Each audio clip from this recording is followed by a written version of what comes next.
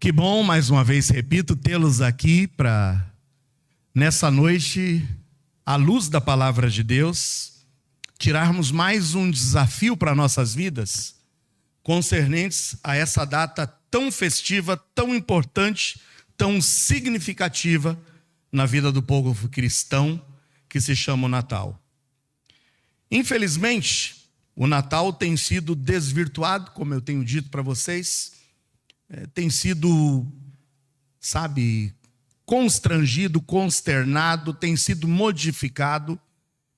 E, na realidade, o centro, o cerne do Natal tem sido deixado de lado e tem sido esquecido. Natal deveria trazer-nos a memória, e não só a memória, mas a convicção de que nessa data efetivou-se o maior milagre de todos os tempos, a concepção do menino Jesus, o perfeito Filho de Deus, que Deus enviou a este mundo para que fosse o preço pelos nossos pecados. Estamos já nos dirigindo para o fim do ano de 2021. E olha, ano difícil, tal como o ano passado o foi. Esses dois últimos anos, na realidade, nos fizeram refletir acerca da nossa, eu diria até, da nossa insignificância. E quando eu digo da nossa insignificância, eu estou falando o quanto nós nos sentimos impotentes diante das circunstâncias da vida. Muitos dos nossos sonhos, muitos dos desafios, muitas das nossas metas foram por água abaixo, em virtude dessa situação a que nós nos deparamos e que nunca havíamos convivido anteriormente, que foi uma pandemia. Se nós pegássemos durante toda a história da humanidade, nós encontraríamos muitas datas marcantes, muitas datas que nós diríamos inesquecíveis, muitos fatos que marcaram a história da humanidade. Mas eu gostaria só de chamar a sua atenção para alguns eventos do nosso atual século, o século 21. Eu me recordo quando na virada do ano 2000, todos estavam ali à espera do fim do mundo. Alguns diziam, olha, eu acho que vai se concretizar o que estava escrito na Bíblia, de que 1000 passará e 2000 não chegará. Eles diziam isso, que está escrito na Bíblia, mas em momento algum na Bíblia nós encontramos 1000 passará e 2000 não chegará. Mas muitas das lendas urbanas passaram a ser disseminadas. Mas quando a gente entrou na virada do ano 2000, eu vou falar para vocês alguns eventos marcantes. Eu sei que nós temos pessoas aqui que nasceram no século 21 e que talvez alguns dos eventos aqui você ainda não era nascido. Mas quem se recorda de um evento marcante na virada do século, mais exatamente no ano de 2001? Vocês se lembram ainda do 11 de setembro? Os ataques terroristas? Eu me recordo quando cheguei pela manhã no trabalho e as notícias já começaram a pipocar.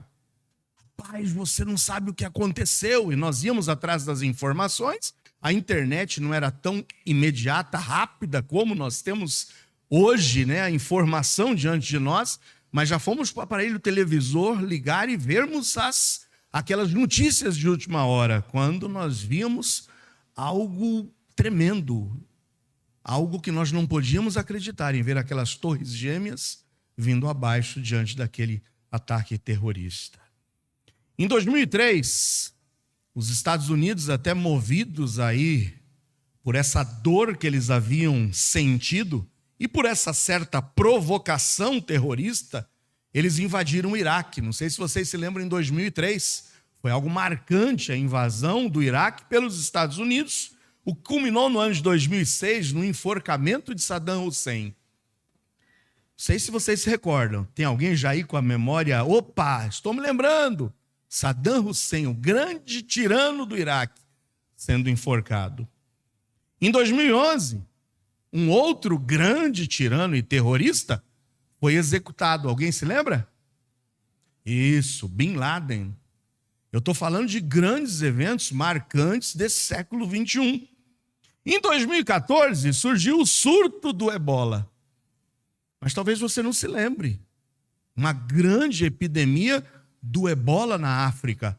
E nós ficávamos imaginando, rapaz, aquele negócio que a gente assistia em filmes de terror pode acontecer mesmo? E a gente começou a ficar meio tremendo. Mas talvez a grande tragédia de 2014 para você seja um 7-1, né? Tá lembrado? Todo mundo acreditava, né? Brasil vai ser hexa. Em 2014, eu me recordo que nós estávamos juntos aqui, um grupo da igreja. Tudo lá na casa, casa da irmã Inês, né, irmã Inês? A grande tragédia foi lá na casa da Inês. Se você acha que o Brasil pode ser hexacampeão, nunca assista o jogo na casa da irmã Inês.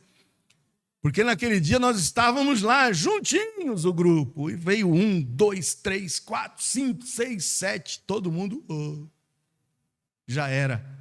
Fomos tirando disfarçadamente a camiseta amarela.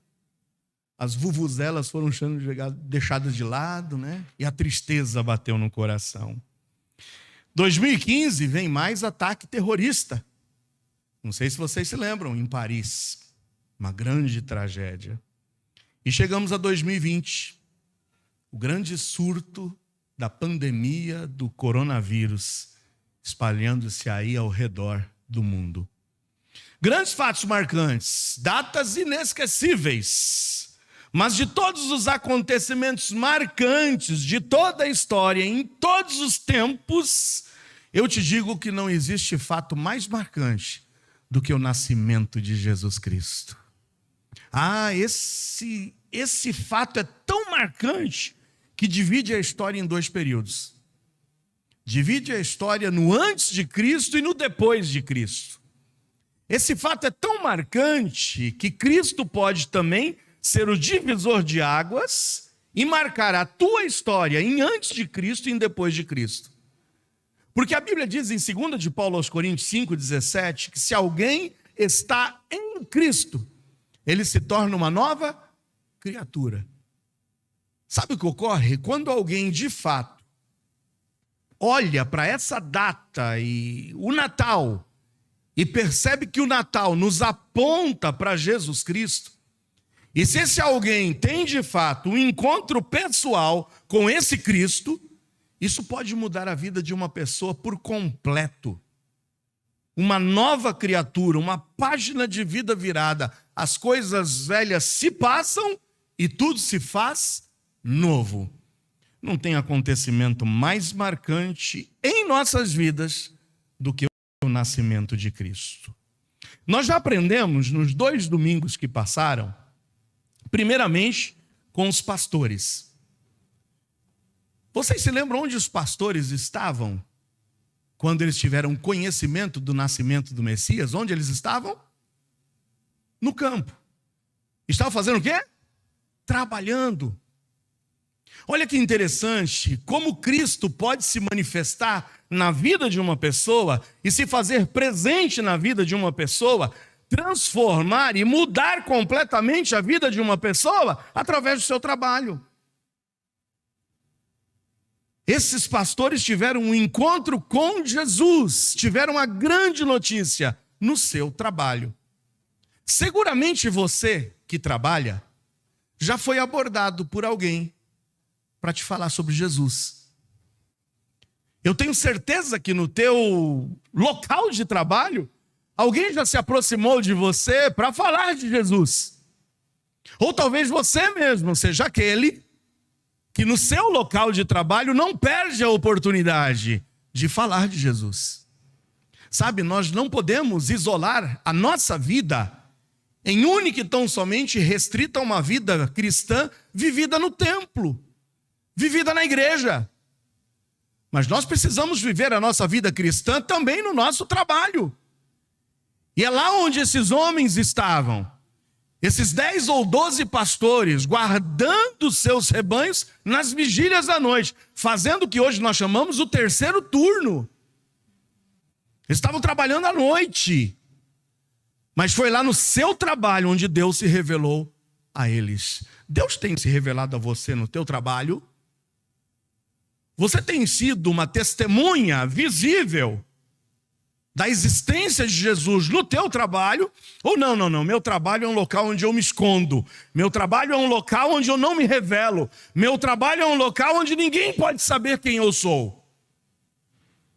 Esses homens estavam guardando seus rebanhos quando foram visitados pelo anjo. E lá no meio do seu trabalho tiveram conhecimento de que o Messias havia nascido. E sabe o que eles fizeram? Deixaram tudo, porque nada era mais importante para eles do que ter um encontro pessoal com Jesus. Nós aprendemos no primeiro domingo em que começamos essa série de mensagens, Digno é o Cordeiro, que o Senhor nos alcança também em nosso trabalho. E que você, meu amado, que trabalha, que tem seu empreendimento, que você tem o seu negócio próprio, se você é empregado, ou quem quer que você seja, se você tem usado a sua vida também de forma produtiva, a que Jesus se manifeste a você e por intermédio de você, também no teu local de trabalho. Mas no segundo domingo, ou seja, no domingo passado, nós aprendemos com a vida de um outro homem. Quem foi o homem? Simeão. Onde é que Simeão recebeu a notícia de que o Messias havia nascido? Onde ele estava? No templo. Nota, ele estava no templo. Deus se manifesta a nós também no templo, amém ou não? Ele fala conosco aqui. Nós não podemos menosprezar as oportunidades de estarmos também em comunhão no templo. Não devemos deixar a vinda ao templo, a vinda a esse local de adoração, como sendo algo secundário em nossas vidas. Nós devemos valorizar esse tempo de comunhão. Todos os domingos, eu tenho certeza que você tem sido impactado e tem sido desafiado através desse púlpito. Mas eu tenho certeza também que você, ao vir para cá, para esse tempo de comunhão, também tem sido desafiado e impactado pelos teus irmãos em Cristo. Então nós já vimos nos 2 domingos passados que Deus fala a nós no nosso trabalho e quer nos usar como bênção em nosso local de trabalho. Mas nós também vimos no domingo passado que Deus quer falar aos nossos corações. E muitas vezes você vai perder de receber o recado de Deus, o agir de Deus, por não estar aqui. Eu louvo a Deus pelo número de irmãos reunidos aqui nessa noite. E eu tenho certeza que Deus quer falar ao teu coração hoje, uma vez mais. Abra sua Bíblia em Mateus 2, 1 a 11.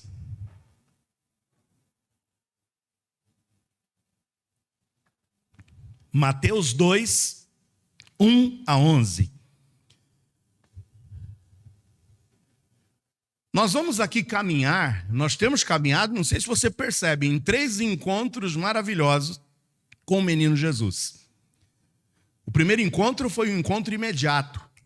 No momento em que Jesus nasce, naquela estrebaria, os anjos anunciam aos pastores que, correndo, se deparam com o menino Jesus, ainda envolto em panos e deitado na manjedoura. Passa-se depois aproximadamente 40 dias. Lembra que no domingo passado nós falamos de 40 dias. Eram 7 dias que a mulher ficava num estado de purificação, se livrando da placenta, sendo purificada, liberando o sangue, os resíduos. No 8º dia de nascimento do menino, ele era circuncidado e o nome era dado ao menino. E 33 dias depois, o menino era levado para ser apresentado no templo. Então, o primeiro encontro, pastores com Jesus na manjedoura na estrebaria. Segundo encontro, Simeão toma o menino Jesus com cerca de 40 dias.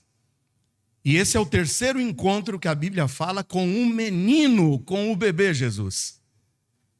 E agora eu vou, para surpresa de alguns, te dizer que aqui Jesus já tinha por volta de quase 2 anos de idade.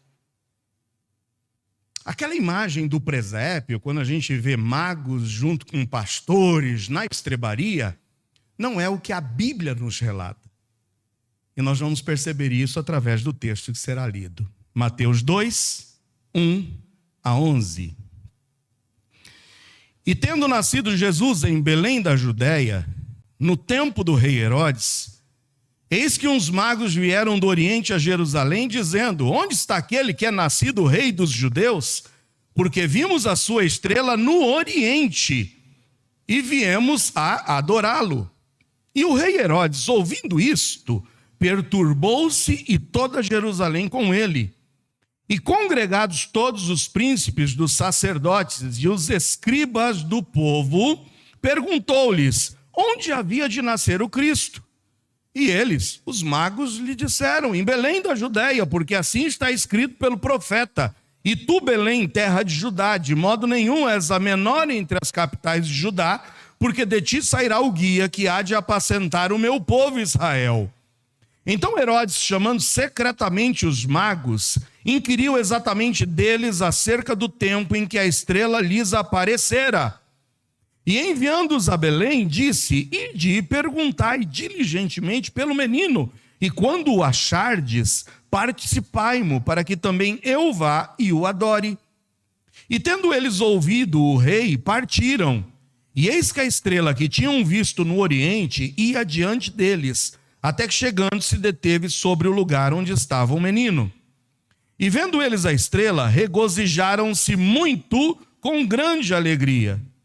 E entrando na casa, note que os magos agora entram na casa, acharam o menino com Maria sua mãe, e prostrando-se, o adoraram, e abrindo seus tesouros, ofertaram-lhe dádivas, ouro, incenso e mirra.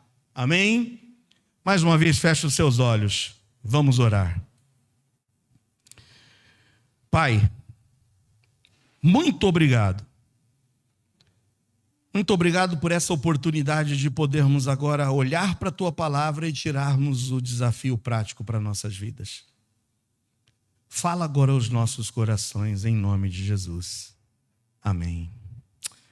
Se nós continuássemos a leitura, irmãos, no versículo de número 13, diz que, tendo eles, se retirado, eis que o anjo do Senhor apareceu a José e vai fazer uma advertência: José, fuja. Fuja, porque o rei Herodes vai procurar matar o menino. Após a visita dos magos, o anjo do Senhor mais uma vez alerta José a que ele fugisse. Agora veja o versículo 16. Versículo importante. Lembra que na leitura que nós fizemos dos 11 primeiros versículos, Herodes diz: olha, vocês vão lá, descubram onde esse menino, esse rei nasceu, voltem e me digam, porque eu também quero ir lá para adorá-lo. Mas nós sabemos que as intenções de Herodes não era ir buscar o menino para adorá-lo. Mas ao saber que um rei havia nascido, Herodes, já temendo a que esse menino pudesse tirar o seu reinado em Israel, ele queria, na realidade, descobrir onde o menino estava, para que pudesse o quê? Matá-lo. E olha o que diz o versículo 16. Então Herodes, vendo que tinha sido iludido pelos magos, porque os magos também, instruídos por Deus, não voltaram para avisar Herodes, mas se foram, sem dar a notícia de onde o menino estava. Irritou-se muito e mandou matar todos os meninos que havia em Belém e em todos os seus contornos. E olha que interessante, mandou matar os meninos de quantos anos? De 2 anos para baixo. Por quê? Segundo o tempo que diligentemente inquirira dos magos. Lembra que Herodes perguntou: escuta, quando é que apareceu a estrela? Os magos devem ter informado que a estrela havia aparecido há cerca de 2 anos passados, quando eles então, consultando as escrituras acerca daquela estrela diferente, distinta, eles começaram a empreender a sua viagem do Oriente até Jerusalém. Por quê? Porque imaginavam que se um menino rei nasceu, qual era o lugar onde o rei deveria ter nascido? Na capital, em Jerusalém. Por isso que os magos foram para Jerusalém. Mas depois, chegando em Jerusalém, consultando e vendo que nenhum menino rei havia nascido, eles começam a olhar para a estrela, que agora começa a se movimentar e apontar para uma outra cidade, Belém. Quando Herodes espera, e não sabemos se um dia, 2 dias, uma semana, e vê que os magos não voltaram, ele falou: ai, me enganaram. Espera aí, qual foi a data que eles disseram que a estrela surgiu? Há 2 anos atrás? Mande matar todos os meninos que nasceram nesse período, de 2 anos para baixo. Esses magos, quando adentram a casa, já adentram a casa de José e Maria. Onde lá o menino Jesus, acredito que quando os magos adentraram a casa, já estava por ali dando seus passos, caminhando. E viram um menino, já grandinho, com cerca de 2 anos. Então note agora, eu quero que vocês olhem para esse terceiro encontro. O primeiro encontro no campo, no trabalho. Deus quer nos usar no nosso trabalho, e Deus quer se revelar a nós no nosso trabalho. E Deus quer que você seja uma bênção no seu trabalho.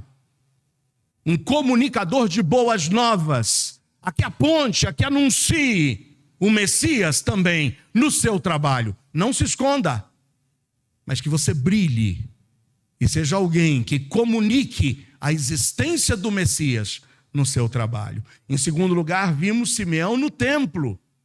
E aqui no templo não tem outro objetivo nosso, a não ser pregarmos e anunciarmos que Jesus Cristo é o perfeito Filho de Deus, que salva e redime o pecador. Amém ou não? É para isso que existimos. Mas em terceiro lugar, nós vemos um encontro agora com o menino Jesus. Onde? Em casa. Deus quer que a tua casa também seja um veículo de bênçãos. Deus quer que o seu lar seja um local onde pessoas possam ter um encontro com Jesus. A que você comunique da tua casa a existência do Salvador. Então note que a nossa vida está completa. A que essa manifestação de Jesus Cristo se dá nos 3 principais locais que envolvem a nossa vida. A nossa vida econômica, a nossa vida de trabalho, todos nós precisamos trabalhar e lá precisamos viver Jesus Cristo. Mas também a nossa vida religiosa, a nossa vida de busca do nosso crescimento espiritual em comunhão na igreja. Não despreze a oportunidade de estar em comunhão, porque aqui também o Senhor quer se comunicar contigo. Mas que o seu lar também seja um local de bênçãos. E um local onde Cristo possa ser proclamado para todas as pessoas, em nome de Jesus. Amém? Vamos tirar 3 preciosas e rápidas lições nesse texto de Mateus 2, 1 a 11. Primeiro, nesse Natal, eu gostaria que você desejasse, eu vou mais uma vez dizer, desejasse, ter um encontro com Jesus, o Rei. Eu não sei quais são as suas motivações por essa data. Eu sei que a data nos encanta, eu sei que o brilho nos encanta, eu sei que as reuniões familiares nos encantam, eu sei que as luzes nos encantam, eu sei que tudo que gira em torno dessa data é algo que nos encanta. Mas o que mais deveria te encantar no Natal é ser levado por Deus a desejar ter um encontro com Jesus, o Rei. A que essa data pudesse apontar para ti a real importância dela, a existência de Jesus, e que você tivesse um desejo no seu coração de ter esse encontro pessoal com Jesus, o Rei. É isso que vimos nos 2 primeiros versículos. Veja o que diz em Mateus 2, 1 e 2. E tendo nascido Jesus em Belém de Judeia, no tempo do rei Herodes, eis que uns magos vieram do Oriente a Jerusalém. dizendo: onde está aquele que é nascido rei dos judeus? Porque vimos a sua estrela no Oriente. Estes homens eram representantes da ciência. Nós vimos Deus se manifestando e anunciando através dos anjos o nascimento do seu filho, primeiramente a homens humildes. Há 2 domingos passados eu dizia para vocês, os pastores compunham uma terceira classe de trabalhadores em Israel. Eram pessoas desprezadas, porque cuidavam de ovelhas, cuidavam de animais, trabalhando num terceiro turno, nas vigílias da noite, em um trabalho que não era buscado por pessoas que tinham suas capacitações. Sobrava esse trabalho para pessoas humildes, alguns deles iletrados, alguns deles analfabetos. Mas Deus se manifesta a homens humildes, e louvado seja Deus por isso. Mas em segundo lugar, nós vemos Deus se manifestando a religiosos. Na pessoa de Simeão, nós temos esse homem que dedicava a sua vida para estar no templo. E que naquele dia em especial não estava, acertado e não estava na sua agenda ir para o templo. Mas o Espírito Santo falou ao seu coração: não deixa de hoje. Tem algo especial para ti. E eu quero dizer para você que se você veio hoje é porque Deus tem algo especial para você. Não perca a oportunidade. Mas Simeão, que naquele dia não ia para o templo, resolveu ir para o templo. E foi o dia em que ele pôde ter em seus braços o menino Jesus. E viu toda a sua esperança cumprida diante dos seus olhos. Deus se revela a homens humildes, Deus se revela a homens religiosos, mas Deus se revela a homens sábios também. Tem muitas pessoas que acham que quanto mais eu tiver conhecimento da ciência, quanto mais eu tiver conhecimento da filosofia, quanto mais eu crescer no meu conhecimento, na minha sabedoria, eu me afastarei de Deus. Mas Deus busca homens sábios. Esses homens eram cientistas. Esses homens estudavam os astros, eram astrônomos. Sabiam de todos os movimentos físicos dos planetas, sabiam dos movimentos e das novidades que surgiam no esplendor do céu. Tanto que viram e se certificaram de que uma estrela diferente havia surgido. Eram homens sábios, eram homens letrados, e Deus busca a estes também. Deus busca a homens sábios. E esses homens estudiosos dos astros e das escrituras tinham conhecimento de que o surgimento de uma estrela peculiar iria anunciar um nascimento especial. Olha o que a Bíblia diz no livro de Números. Está lá no Antigo Testamento. Números 24, 17. Note, em Números 24, 17, está escrito o seguinte: vê-lo-ei, mas não agora. Contemplá-lo-ei, mas não de perto. Uma estrela procederá de Jacó, e um cetro, reinado, governo, subirá de Israel, que ferirá os termos dos moabitas e destruirá todos os filhos de Sete.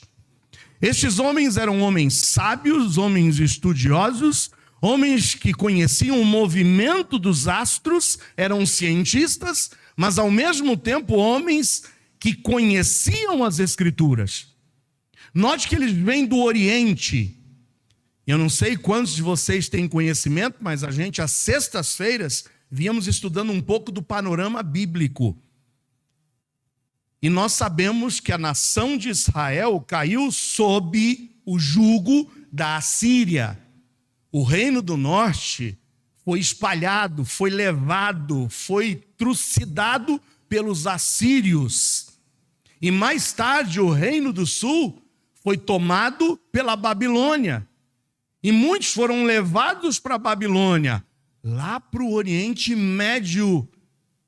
E de lá da Babilônia, eles, longe de Jerusalém, longe do templo, eles tiveram que ter os seus estudos em pleno Oriente, em terra distante, em terra alheia, e começaram a se reunir. O surgimento das primeiras sinagogas, ou seja, locais de estudo das Escrituras pelos judeus exilados, se dá exatamente na Babilônia. E a partir da Babilônia depois cai na mão dos persas, do Império Medo-Persa, Império Oriental.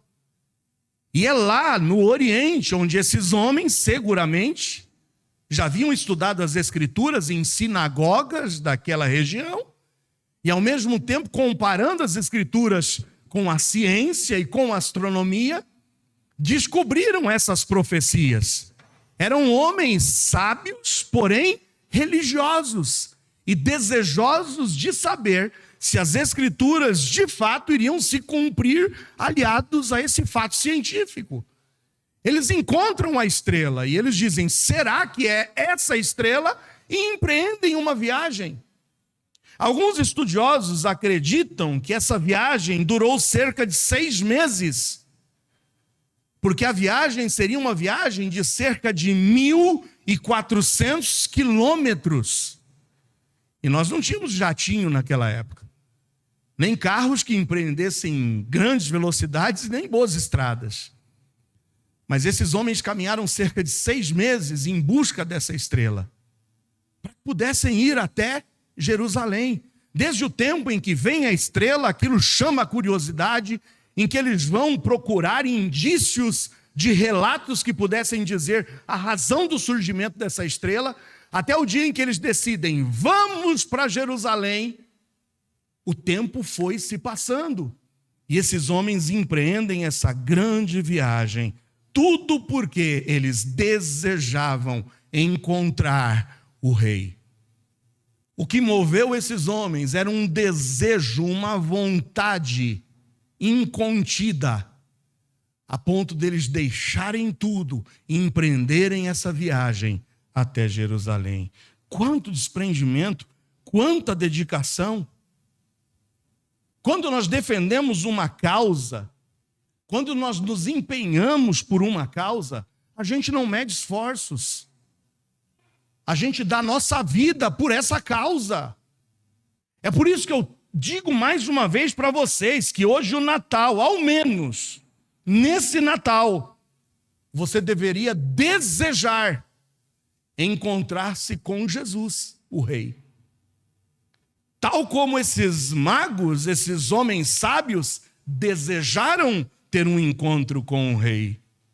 Sabe, pessoas hoje em dia ficam em filas para verem seus ídolos.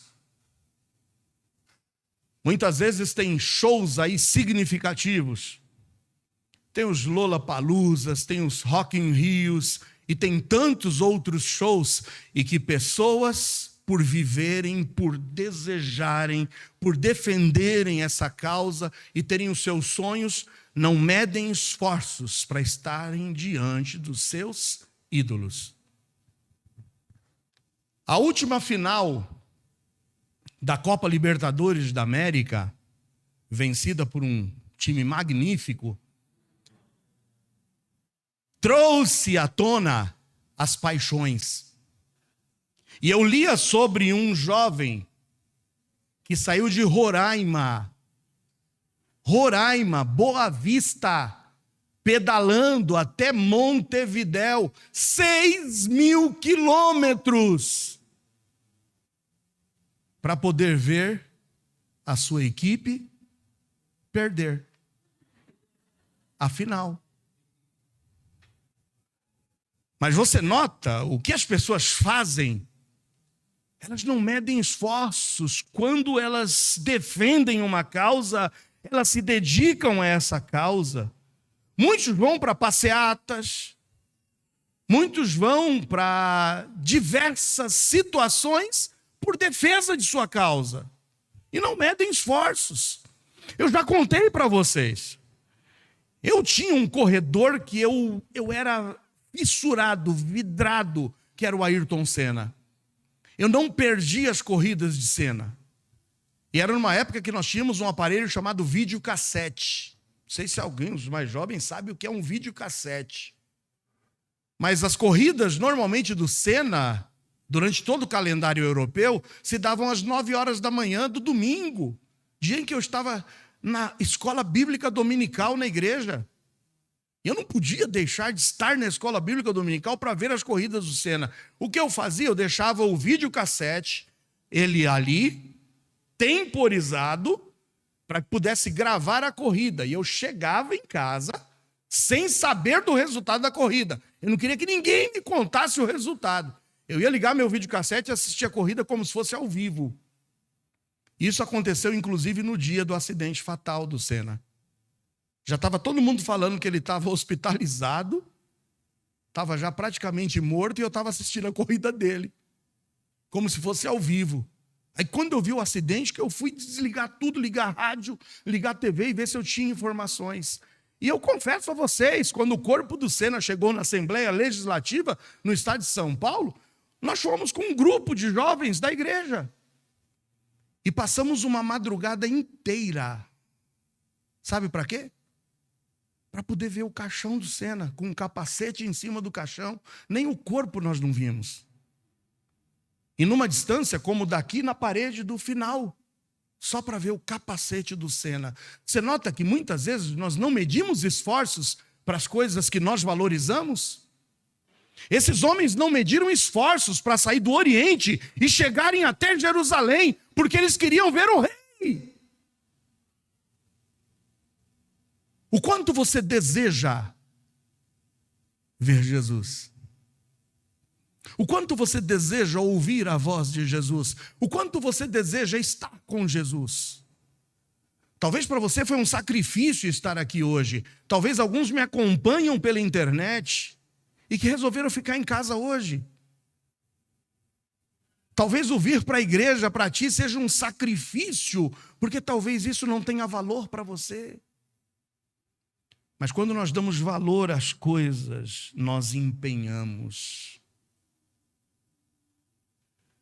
Poucos no passado tinham carros. Eu falo de uma época em que eu era jovem, e meu primeiro carro praticamente foi um Fuscão azul. Diziam naquela época que era cor azul calcinha, não sei porquê, mas era isso que eles diziam. Eu tinha um Fuscão 1500.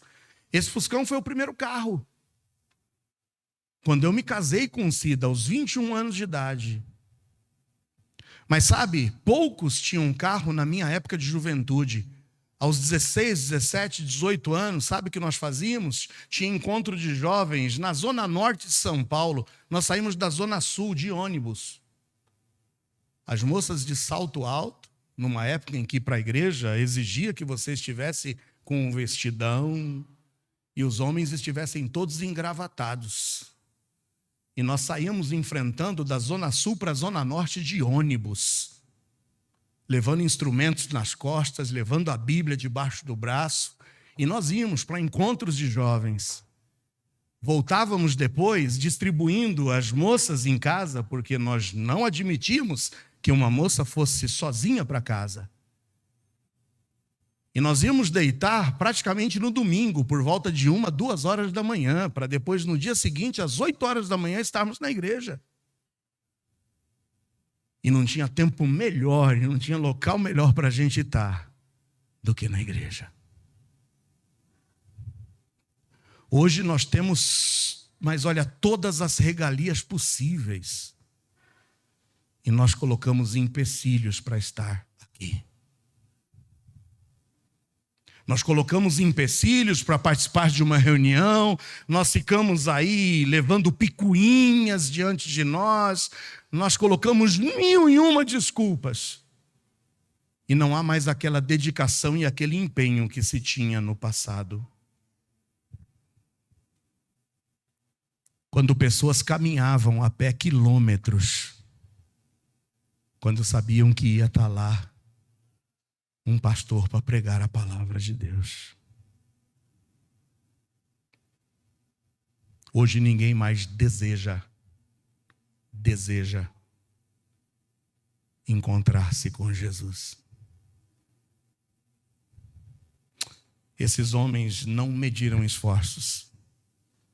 empreenderam uma longa viagem, porque eles desejavam ter um encontro com o Rei. Que esse Natal possa despertar em nós novamente o desejo de termos esse encontro com Jesus. Amém ou não? De não medirmos esforços, de não darmos desculpas, de não colocarmos obstáculos, mas de nos empenharmos e desejarmos estar na presença dele. Só que a segunda grande lição que eu vejo neste Natal é que nós não somente devamos desejar nos encontrarmos com Jesus o Rei, mas esse desejo de estar e nos encontrar com Jesus o Rei deve nos levar à disposição de adorá-lo. Adorá-lo. É o que o restante do versículo 2 nos diz de Mateus 2. Onde está aquele que é nascido Rei dos judeus? Porque vimos a sua estrela no Oriente. E viemos aqui para quê? Para adorá-lo. Qual é a tua motivação para estar aqui hoje à noite? Simplesmente um desencargo de consciência? Deixa eu ir, porque senão meus pais vão ficar me enchendo a paciência. Deixa eu ir, porque eu preciso dar uma olhadinha para aquela menina. Ai, quanto tempo que eu estou olhando, admirando. Ou então eu venho aqui para, quem sabe, me encontrar com ele. Qual é a tua motivação? Eu me recordo de uma história que dizia, né? Que naquele dia a esposa estava cansada e falou para o esposo: hoje eu não vou para a igreja não, vai sozinho. Ele falou: esposa, vamos comigo. Não, hoje eu estou cansada, deixa eu ficar em casa. E o marido foi sozinho. Quando ele volta do culto, a esposa chega e fala: escuta, com que vestido que a fulana estava? Ele falou: sei lá que vestido que a fulana estava. Você viu se o Beltrano estava lá? Eu não vi se o Beltrano estava lá. Escuta, e me diz uma coisa: será que desafinaram de novo lá no grupo de louvor? Você pode me dizer se eles deram aquela desafinada? Eu estava preocupado em ver se estava desafinado. A mulher chegou e falou: você vai para a igreja para quê? Se você não consegue me dar essas notícias. Ele falou: eu vou para a igreja para adorar a Deus. E não para ficar olhando a roupa do fulano, do Beltrano. E não para ficar olhando os erros. E não para ficar verificando essas coisas. Agora eu te digo, por que você está aqui hoje? Qual é a tua motivação? O Natal hoje deve nos despertar a olhar para esses homens sábios e saber que deve haver um desejo em nosso coração de estarmos aqui para termos um encontro com o Rei. E o Rei está aqui. Amém ou não? O Rei está aqui. Mas não somente virmos e termos um encontro com o Rei Jesus, mas estarmos dispostos em ter um encontro com o Rei Jesus, mas muito mais, adorá-lo em nome de Jesus. E é isso que esses homens fizeram. Veja no versículo 9, 10 e 11. E tendo eles ouvido o rei, partiram, e eis que a estrela que tinham visto no oriente ia adiante deles, até que chegando se deteve sobre o lugar onde estava o menino. E vendo eles a estrela, regozijaram-se muito com grande alegria. E entrando na casa, acharam um menino com Maria sua mãe. E o que eles fizeram? Prostrando-se o adoraram. E abrindo seus tesouros, ofertaram-lhe dádivas, ouro, incenso e mirra. Quem reconhece Jesus como Rei, necessariamente e naturalmente deve ser levado a adorá-lo. E a adoração exige prostrar-se diante dele. Prostrar-se diante de alguém exige de nós humilhação. Exige de nós o reconhecimento da nossa pequenez e da grandiosidade daquele a quem nós nos prostramos. Sabe, existem duas possibilidades de você prostrar-se diante de Jesus. A primeira é nessa vida. E quem se prostra nessa vida estará de pé na eternidade. Amém ou não? Mas quem insistir em ficar de pé aqui nessa terra se prostrará na eternidade, mas para sua própria condenação. Em Filipenses 2, 5 a 11, O apóstolo Paulo nos ensina isso. Filipenses 2, 5-11 diz: de sorte que haja em vós o mesmo sentimento que houve também em Cristo Jesus, que sendo em forma de Deus, não teve por usurpação ser igual a Deus, mas esvaziou-se a si mesmo, tomando a forma de servo, fazendo-se semelhante aos homens. E achado na forma de homem, humilhou-se a si mesmo, sendo obediente até a morte e morte de cruz. Por isso também Deus o exaltou soberanamente e lhe deu um nome que é sobre todo nome, para que ao nome de Jesus se dobre todo o joelho dos que estão nos céus e na terra e debaixo da terra, e toda a língua confesse que Jesus Cristo é o Senhor, para a glória de Deus Pai. Aleluia. Um dia na eternidade, necessariamente todos se prostrarão diante do Senhor, mas alguns para sua própria condenação. Porque tiveram oportunidade de, nesta vida, se prostrarem diante dele e não o fizeram. Por isso que, mais uma vez, eu digo, o primeiro grande desafio do Natal é olharmos para esses homens sábios e desejarmos termos um encontro com Jesus o Rei. E quantos estão aqui para terem esse encontro com Jesus? Diga amém. Mas se você de fato veio aqui para ter um encontro com Jesus o Rei, o segundo ponto é importantíssimo e inseparável do primeiro. Você precisa vir, desejar ter um encontro com Jesus o Rei, mas com o intuito de adorá-lo. Prostrar-se diante dele. Porque quem se prostra nessa vida estará de pé na eternidade. E quem de pé aqui permanecer, se prostrará diante dele na eternidade, para sua própria condenação. Em terceiro e último lugar, o desejo de termos um encontro com Jesus, o Rei, e de adorá-lo, deve nos levar necessariamente ao desejo de presenteá-lo. Então note, são 3 passos. Eu desejo me encontrar com Jesus o Rei. E o Natal significa isso. É encontrarmos com Jesus o Rei. O encontro com Jesus o Rei deve me levar a adorá-lo. Ninguém pode se encontrar com Jesus e continuar o mesmo. Esse encontro com Jesus muda a nossa história. E eu devo desejar adorá-lo. Mas aquele que deseja adorá-lo terá que necessariamente presenteá-lo. O que é que nós podemos oferecer a Jesus? Que presente nós podemos oferecer a Jesus? No versículo 11 de Mateus 2 está escrito que quando os homens sábios entram na casa e acham um menino com Maria sua mãe, prostrando-se o adoram. E abrindo seus tesouros, ofertaram-lhe dádivas, ouro, incenso e mirra. 3 presentes que têm um significado implícito.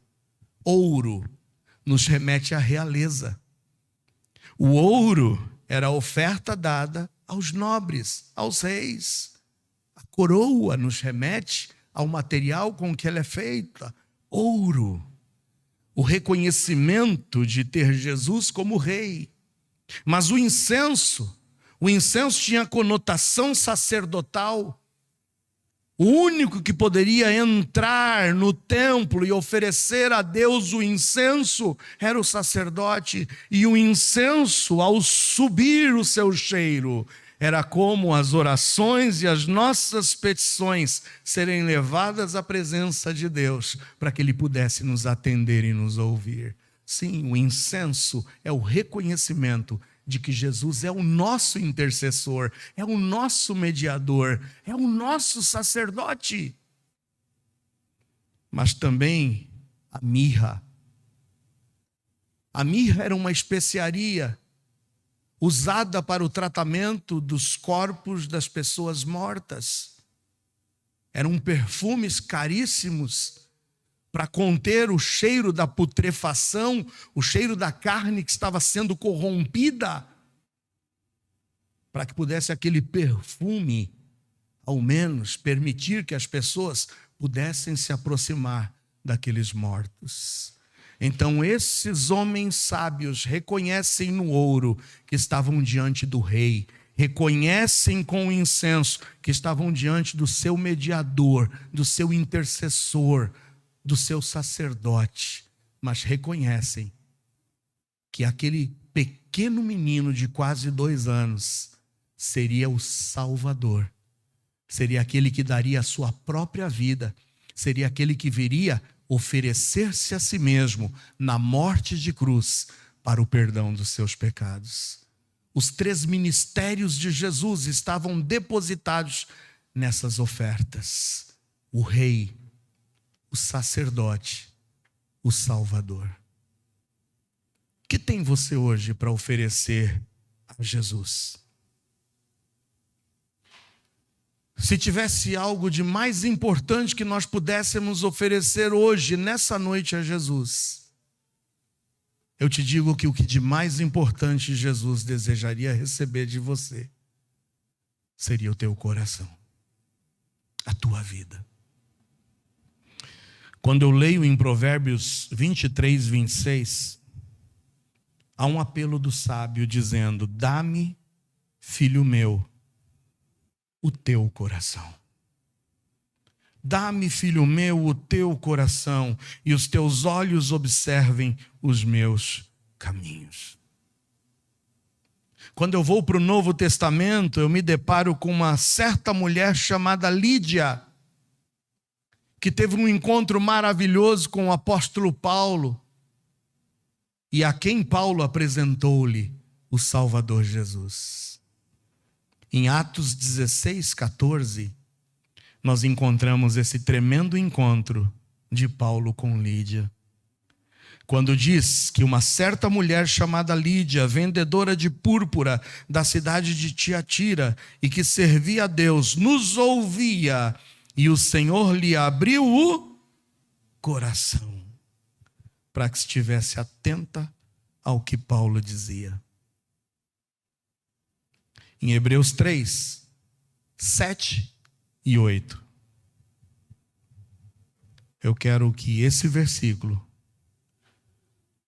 talvez seja o que vai bater a porta do teu coração hoje, para exigir necessariamente de você uma decisão. Em Hebreus 3, 7 a 8 diz: portanto, como diz o Espírito Santo, se ouvirdes hoje a sua voz, não endureçais os vossos corações, como na provocação, no dia da tentação no deserto. Cristo hoje pede o teu coração. Hoje você não precisa oferecer a Ele o ouro, porque Ele já é o Rei. Hoje você não precisa mais oferecer o incenso, porque Ele já é o nosso sacerdote. E você não precisa oferecer a Ele a mirra, porque Ele já morreu por nossos pecados. Mas hoje o que você tem que dar a Ele é o seu coração. É o seu coração. Eu concluo dizendo que todos, um dia, iremos nos prostrar diante do Cordeiro. Sabe por quê? Porque digno é o Cordeiro de toda a nossa adoração. Todos iremos nos prostrar diante do Cordeiro para adorá-lo nessa vida, para sermos salvos. Mas se você não se prostrar e oferecer a Ele hoje o teu coração e a tua adoração, no futuro terás que se prostrar para a sua própria condenação.